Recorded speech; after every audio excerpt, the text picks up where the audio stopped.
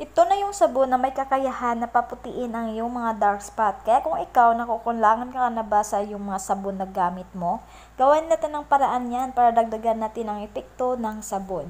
Saktong-sakto ito para maging brighten ang balat na magresulta na hindi masyadong maging maitim ang iyong balat. Kayang-kaya nitong paputiin ng maitim na piklat. Kailangan lang natin ng 3 kalamansi, turmeric powder at itong sabon.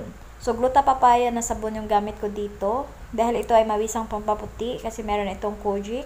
So, kailangan natin ditong gadgarin ang sabon. Katapos itong gadgarin, kailangan din natin na kumuha ng 3 kalamansi. Hiwain natin to and then kunin natin ang katas ng 3 kalamansi. Kailangan din natin ditong gumamit ng turmeric powder. So, 3 kutsarang turmeric powder. Ang turmeric powder ay may kakayahan na paputin yung mga dark spot. Nakatulong din ito na maghilom ng mabilis ang iyong sugat. So, next ay kailangan natin ng kawali dito. So, maglagay din tayo ng kunting tubig.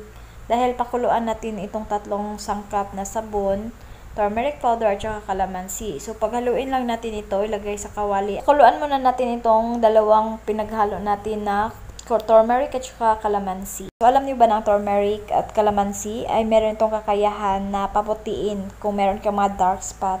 Makakatulong din ito kung meron kang piklat. So, makakatulong ito dahil sa curcumin na taglay ng turmeric, magagawa nito maging active ang iyong collagen na magresultang mas maging bata ang iyong kutis. So, pag kumukulo na pala siya, so ihalo nyo na din itong sabon na ginadgad natin. Then, paghaluin nyo lang siya ulit hanggang sa maging malapot ito. So, kung meron kang dry skin pala, magiging fresh looking, pati na yung stretch mark mo kung meron kang mga kamot. So, maalis din ito at malaking tulong din na maprotektahan ng yung balat laban sa UV rays. Medyo konti na lang yung tubig nito. So, mamaya pag medyo malapot na siya, saka na natin tong hanguin. Kailangan lang natin na maging malapot siya bago natin tanggalin. Kailangan medyo ganyan siya. Saka muna natin to hanguin pag malamig na din. So, ito yung gamitin nyo mga loves kung meron kayong mga problema na gusto nyong paputiin. So, ito yung ipahid nyo para magiging efektibo lalo yung sabon na ginagamit mo. Kaya kung pansin mo, hindi na siya effective yung gamit mo sabon, ito na yun. So, ito na siya. Hindi ko siya hinulma na lang. So, gagamitin lang natin. Basahin lang muna natin yung kamay ko. And then, ayan, ginagamit ko siya. Mapansin nyo dyan na sobrang bula nito.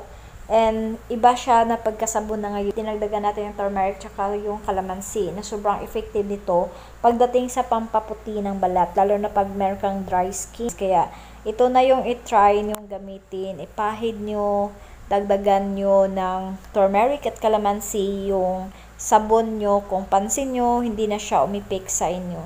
So, ito yun yung effective na pwede nyong i-try sa inyong bahay kung meron kayong mga turmeric at kalamansi. So, ganyan siya kaganda, ka-smooth, and mapansin nyo dyan kahit walang banlaw, sobrang kinis ng ating balat.